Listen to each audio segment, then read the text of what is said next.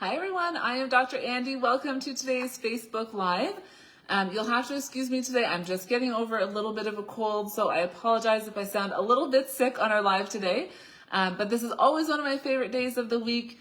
I'm always so excited to connect with the community, answer all of your questions. So while I give you all the opportunity to log on, I'll give you a bit of a background about myself, who I am, and then I am going to launch into your questions. So I'll try and answer as many as I can. I know that I don't always get to all of them, but I will do what I can and get to as many as I can today. So I am a naturopathic doctor. I've been practicing in Toronto, Canada for about 12 years now. Our practice has sort of two different streams of practice. We focus on regenerative medicine, longevity, anti-aging. We do a lot of hormone replacement, reversing or preventing cognitive decline. And then we also focus a lot on chronic illness, so chronic fatigue, fibromyalgia, chronic pain, Lyme disease. That's also a very big focus as well. We're an integrated clinic, so working with MDs, NDs, nutritionists, chiropractors. And the foundation of all of our sort of protocols in our practice is very much the low-key, low-carb standpoint. Keto, I personally have been keto for, at this point, over 15 years. I've moved sort of in and out of ketosis. I would say I'm not necessarily nutritionally keto right now. Now that I'm expecting. So I'm just eating what I would like at this point, but usually I am keto and moving in and out of ketosis. And then obviously adding in exogenous ketones as that became available with Prove It as well. So I've been with Prove It from the very beginning, the very first Prove It event. So that was actually a really big change in my practice as well, because I was always introducing my patients to the ketogenic diet.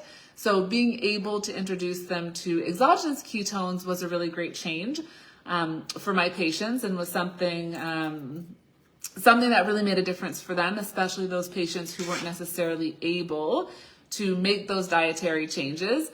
So introducing the exogenous ketones was really quite helpful for them.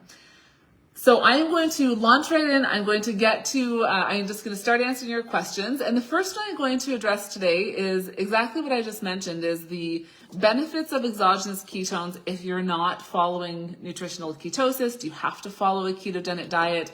Do you still get benefits from the ketones if you're not keto? And so the answer to that is yes, absolutely. That's one of actually the major benefits of exogenous ketones, is that you still get the benefit of being in nutritional ketosis, even if you're not making those dietary changes. You do not have to make those dietary changes if you want to start taking exogenous ketones. Some people feel that they can't start one without doing the other.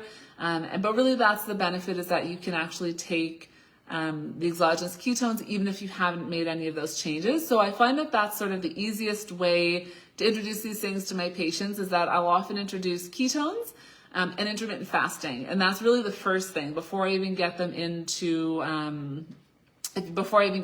sort of making really, really big diet changes. Those are the first two things that I will add in for them, and you will still get the benefit. You'll take your exogenous ketones, it'll elevate your blood ketone level as if you're in nutritional ketosis. What are the benefits you get when you're already following a keto diet? So sometimes the question is, if you're already following a keto diet, you take exogenous ketones, will your body stop making ketones? And so know that is not the case. What we find is there's really sort of a cumulative effect. They work together. So if you are already following a ketogenic diet, you can just amplify the benefits of your ketogenic diet by adding in the addition of exogenous ketones. So you end up getting a higher blood ketone level, more ketones available for your body to use. And of course, if you're not following the ketogenic diet, when the body picks, we're finding that the brain, heart, muscle actually will choose ketones as its primary source of fuel. And so what happens is the body will just make use of those more elevated ketone levels. And again, they are water soluble. So if you have sort of more than your body needs, they will be eliminated through the urine. The salt is a big concern from you. Can you explain why this isn't a concern? So salt has been demonized much in the same way fats have been demonized. That research stating that, sodium is going to cause high blood pressure and things like that isn't quite as sound as we all once thought it was. I always refer people back to the article called "It's Not Salt's Fault." That's sort of one of my favorite articles. It goes through all of the research and sort of where that sort of where that came from and why people believe that sodium in and of itself isn't a great thing to consume.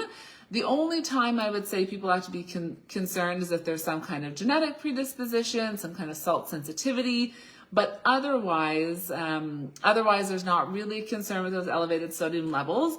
We also know that ketones or the ketogenic diet can often act as a bit of a diuretic. So we're often telling people, get more electrolytes. I'll have people put salt in their water, Himalayan salt, things like that. So you're often replenishing some of that as well. You're doing a keto nat for 2 years, you're losing weight, but your skin, so you're finding changes in your skin, wrinkles, and stretch marks. So I definitely understand that when you're starting to experience the weight loss. So congratulations on the weight loss though after 2 years. That's fantastic. I know that weight loss is often one of the things that will draw people towards the keto community because there's a lot of research looking at the fat loss capabilities of exogenous ketones or the ketogenic diet.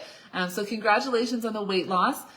When there is a significant amount of weight that somebody is losing, there can be a little bit of excess skin, stretch marks, etc. And unfortunately, that's not necessarily something that can be changed with respect to the additional skin, depending on how much weight you have lost. Of course, you'll hear, we'll do a lot of things like hydration and things like that, but there's not much you can do about the excess skin in general, unfortunately. Taking exogenous ketones isn't going to reverse the stretch marks. It's not going to reduce the amount of extra skin you have. So you probably want to speak to your doctor if it's really bothering you that much and see what other options you might have. But again, there's not much you can do. Sometimes stretch marks will fade over time. And there are a lot of topical things that you can do for stretch marks to reduce the appearance of stretch marks. But the actual skin, if you're having loose skin and things like that, that's not going to go away. So on one hand, you have great benefit of the weight loss. But again, with the weight loss, that skin that has stretched is not always going to go back to where it was before. So taking the ketones isn't necessarily going to reverse that. So you can do some topical things for the stretch marks, but talk to your doctor about some of the other options, for that excess skin and having that removed as well. So putting Himalayan salt in water, what did I mean by that? Yes, so the Himalayan salt, sometimes depending on who the patient is, if they need more electrolytes, I will literally have my patients drink some salt in their water in the morning to start their day. So it just depends on the patient, what their needs are. A lot of my chronically ill patients, I'll do that, patients who have POTS and things like that. So I will have them drink sort of that Himalayan salt in the water to get more of the sodium in because they are in greater need of sodium. So there is this big concern about sodium in general in our diet, but there are some people who actually need much more than they're getting. We don't need to be on sodium-free diets, again, unless you have some kind of genetic predisposition or salt sensitivity, which most people don't. So for most people, that's not an issue for them. I started keto and drinking ketones. I'm losing my hair.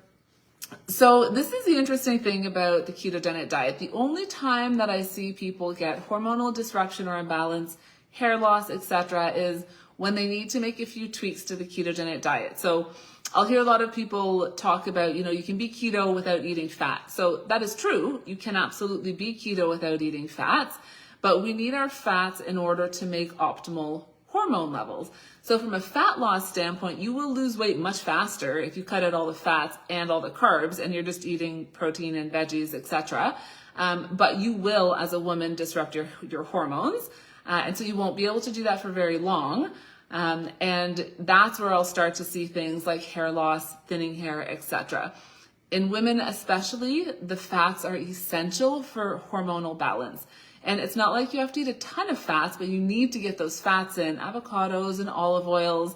It doesn't mean you need to be eating, tons of cream and dairies and cheeses and things like that. But for your body needs fat and cholesterol in order to make hormones. When you look at that hormone cascade, cholesterol is at the top. You need fats to make hormones. And so I often find when people follow a much more strict ketogenic diet in that way, often when they're looking for the weight loss component, that's when I'll see some of those changes. So I would just do a quick sort of track your food a little bit. Maybe just do that for a week. You don't have to do it long term, but I would track your food for a little bit. And just make sure you're getting enough fats in your diet, enough healthy fats, because that is sort of the only time that I will see women get hormone disruptions or that hair loss. So don't fear the fats in general. You do need them. And I'm always more a proponent of a sustainable weight loss. So again, if you cut all the fats out, you will lose fat faster. But you also want it to be sustainable. So I would say you might need to add some more fats back in if that was sort of the modification that you made. Track your food a little bit. And then also go get your hormones tested. Make sure your thyroid, your sex hormones, iron levels, B12, make sure all of those things are optimal and you're getting all the nutrients that you need. And then of course, high stress can do that as well.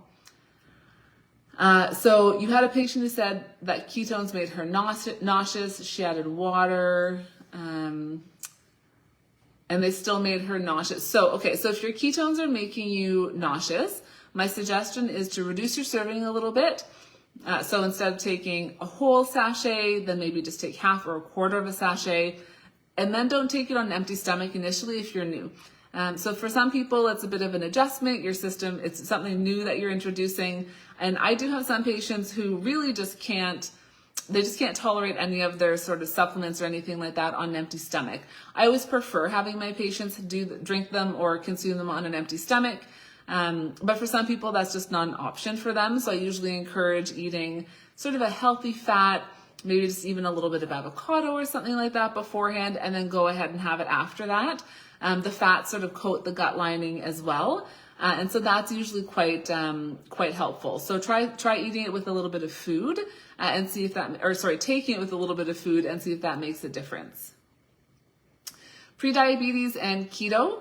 So I'm guessing the question is if that's safe if you're pre-diabetic to take ketones or follow a ketogenic diet. So yes, it's safe. From a ketogenic diet standpoint, if you're pre-diabetic or diabetic, we know that that's a condition that develops due to our own lifestyle and dietary choices. So if you're pre-diabetic or diabetic, it means you've been consuming too many carbohydrates. The carbohydrates are too high in your diet. And these are reversible conditions, and they're reversed by low carbohydrate diet. So that's something, if somebody is pre-diabetic, the first thing I'm doing is telling them to go keto. So obviously work with your doctor, make sure that they say that that is safe for you. But anytime there's a medical outcome I'm looking for, I'm making the changes, those dietary lifestyle changes. You can still take exogenous ketones in that instance as well. If you are diabetic, you do have to make sure that you're a controlled diabetic. So I always have those patients monitor blood glucose and blood ketone levels, especially if you're a late stage diabetic, type 2, who is taking insulin. In those instances as well, you would need to be concerned about diabetic ketoacidosis. If there's no insulin in the system, that's where there's a risk of that. So if you have insulin, that can't happen. If you don't have insulin in your system, that's where that is a risk. So as long as you are a controlled diabetic, taking your medication regularly and working with a provider who can sort of help guide you, you should be fine. So is it okay to drink ketones if they're after their due date? Oh, their best before date? So technically I have to say no to that question. You're not supposed to consume anything after the best before date. So no is the answer I have to give you. Do I know patients who have done that? Yes. Generally, when they set a best before date, what that means is that the potency of the ingredients are still at the maximum listed on the label by that date. So often, if people consume it after the before date, it just means like the potency of some of those ingredients might go down. But again, you're not supposed to consume it after your best before date. A lot of people do, so I would say that that's a choice. If you want to do that, it's not going to harm you or in any way, shape, or form. But I would say that's your choice if you want to consume it after the best before date. Do you have to take Signal OS in order to see the therapeutic benefit from ketones? No, you don't. You will still get the therapeutic benefit from ketones without taking Signal OS. To optimize the DNA repair and the impact on our genes, that's where you would want to add in the Signal OS. So you will still get the therapeutic benefits from ketones. Adding the Signal OS will just optimize the impact on our genes. So you're just amplifying some of the benefits that you get from the ketones, but no, it's not mandatory. It's just all of these products work together to optimize the benefits that we're looking for. But again, you will still absorb it. Your body will still use it. You don't have to take signal MS in order to get those benefits. Can ketones help with interstitial cystitis? So the first thing I always like to say with those questions is it's important to remember that exogenous ketones will not cure any medical condition. So if you are suffering from interstitial cystitis, ketones will not cure that condition. And interstitial cystitis is often tricky as well. So I would say you probably need more. I'd say you need to find a functional medicine doctor for IC. There's a bit more that you need to be doing to treat that. So I would say it's perfectly fine for you to continue with your ketones, but there's more that you should be doing with IC to really cure that. And that can be really tough for a lot of people to cure. There are a lot of other things that you need to add in that you need to be doing. So no, I'm not going to say ketones will cure that condition, but you can absolutely still take your exogenous ketones. I've had some questions asking if it'll make it worse. No, it shouldn't make it worse. But I would find a functional medicine doctor to really help you get that under control. Can it be beneficial to drink ketones with PCOS? So yes, there can be benefit there. Again, not going to cure any medical condition, so it's important to remember that, but there is some research showing that some of the underlying things that develop with PCOS can be addressed by beta-hydroxybutyrate, so the elevated male sex hormones that someone might experience, or the irregular cycles, anovulatory cycles, insulin resistance. So those are all things that we see underlying with PCOS. Some women also experience weight gain. Not everybody, but there's a high percentage of women who will experience that as well. So some of those underlying components have shown to benefit from beta-hydroxybutyrate, but again, it's not going to cure your medical condition. There are other things you need to be looking at as well, sort of why you have it. Are you estrogen dominant? There's some research looking at it being linked to autoimmune disease and things like that. So you want to look at some other factors as well. But yes, BHB has been shown to assist some of the other underlying factors. Do I need to stop my ketones before surgery? Probably. Most doctors are going to tell you anywhere from 1 to 3 days before your surgery to really just stop all of your supplements. And then they'll probably ask you to do that for about 3 days post-surgery. My advice to my patients is always just to do that. If your doctor has asked you to stop, just stop, because they don't want to have any complications in surgery and then be unsure if they can administer certain medications to you because you're taking a supplement they're not familiar with, and then they don't know if there's an interaction or not, or how that will affect. So I always just say to my patients, if your doctor asks you to stop, just stop. It's just a couple of days. It's not like you're going to be off it forever. But it makes their job more challenging when they're not familiar with what you're taking. So they won't know how to manage if there's a negative outcome, and they're not going to understand if the medications that they need to administer will interact at all. So for your safety and for their comfort, you just need to take that off the table. If they've asked you to stop, just stop. It's just a couple of days, so stop and then restart after your surgery. You finished the reboot this morning. You had your pro with coconut milk. Is it too much food? What do you recommend? So, you had a watery bowel movement after you had the food after your reboot. Okay. So I think the question is, you had your reboot, you had some digestive issues after. And so is it that you had too much food? So you had your pro with coconut milk, and so that should be fine. So again, after doing a reboot or sort of a more extended version of an intermittent fast, you can have some digestive changes just because you've had a huge change in your system in general. So I would just monitor, eat small meals throughout the day. My favorite is always to have some broth, have some avocado, some eggs, just some light meals. I know you said you're having avocado and grilled chicken in the evening. I don't think that that's too much food. But if you find that your gut just can't tolerate it yet, then you might just want to stick again with some more broths and soups. Soups are a really great option as well, sticking with the avocados, but your gut will eventually sort of readapt and readjust as well. My doctor told me that my B12 was high. I only take 2 ketones and protons daily.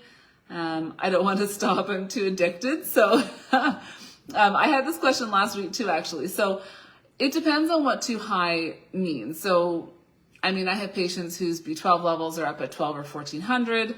To me, that's not too high. It just depends on what they mean by high. I generally want my patients to sit around 700 to 800 anyway.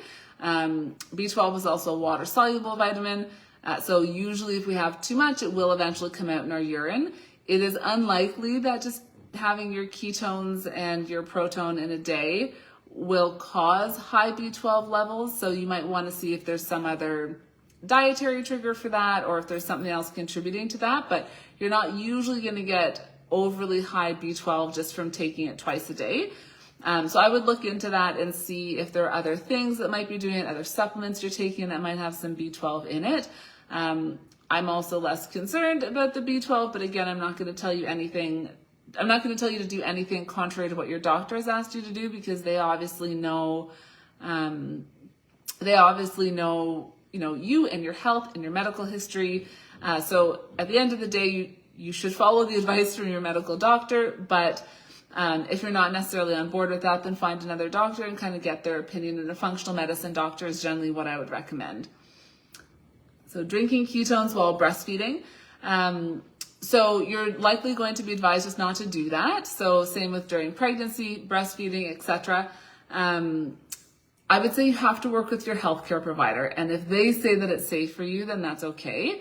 Again, I'm pregnant right now. I'm drinking my ketones. I did drink ketones while I was breastfeeding, but just because that's something I'm comfortable doing doesn't mean that that's the right choice for everybody else.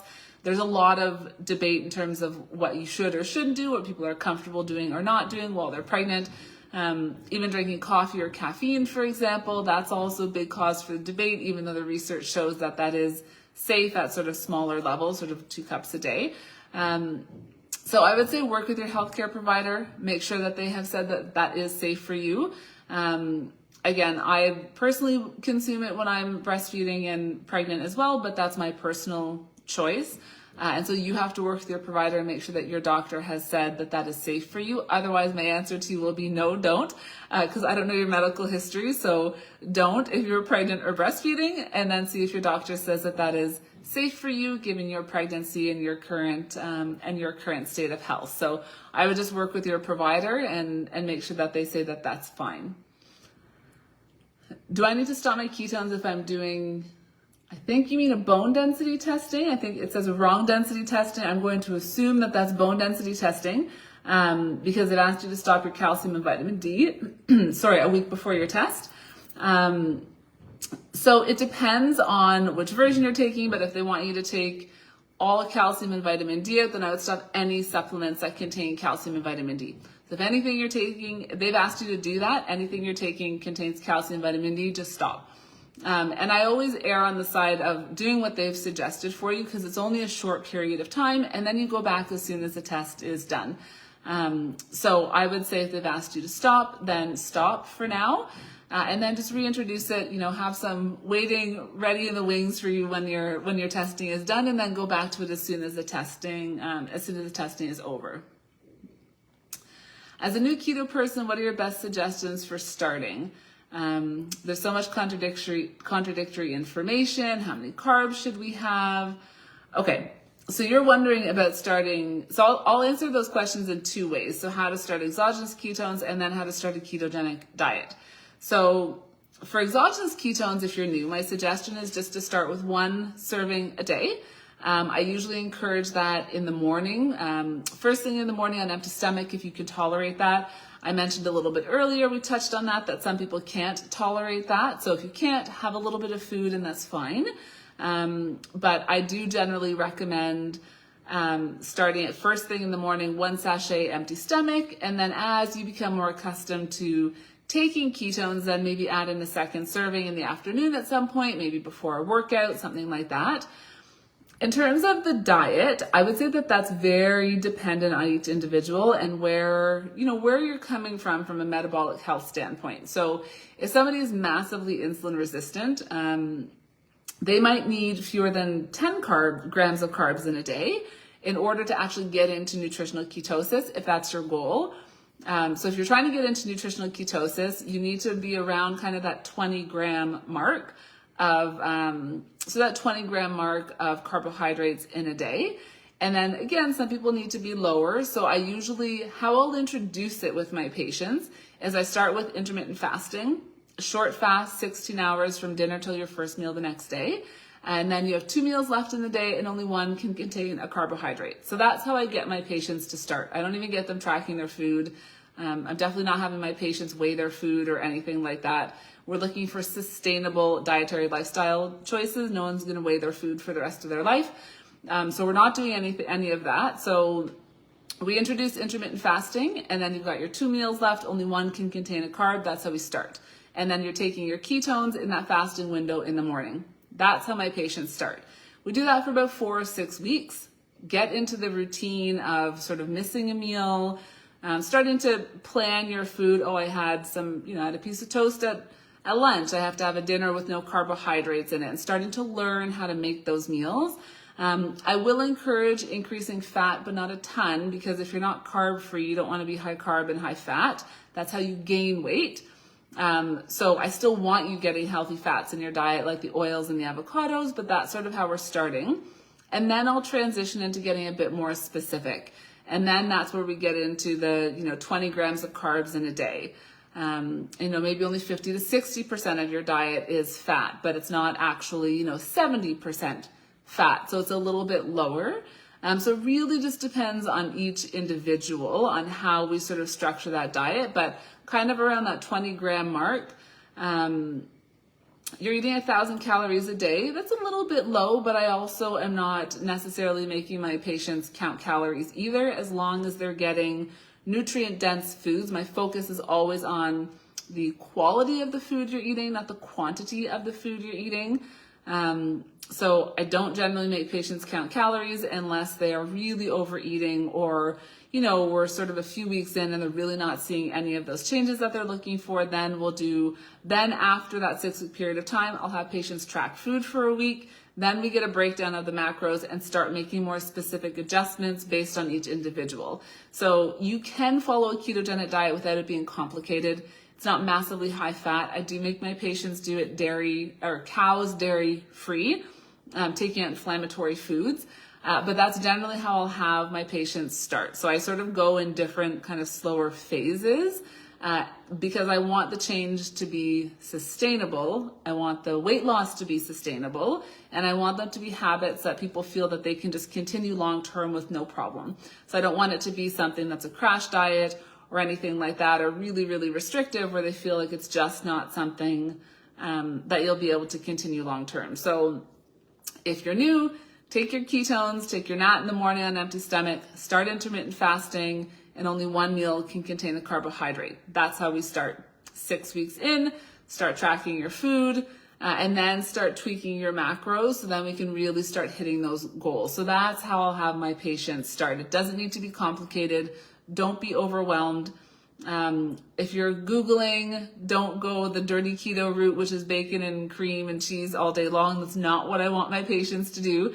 So we're not doing that. So it's really like healthy foods, still healthy plant-based fats. That's how I'm having my patients start.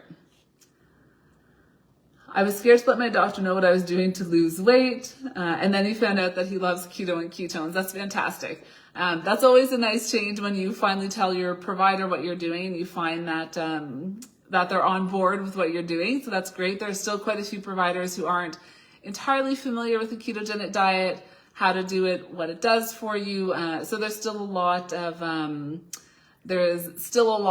sort of education that needs to come in the medical community, but we are getting there. So that is it for our time today, everyone. This half an hour always flies by for us every week. Hopefully I got to most of your questions. I did see some repeat questions, so if you had a question that wasn't answered, just rewind a little bit and hopefully I touched on your answer. But I hope you all have a wonderful week and stay safe and stay healthy.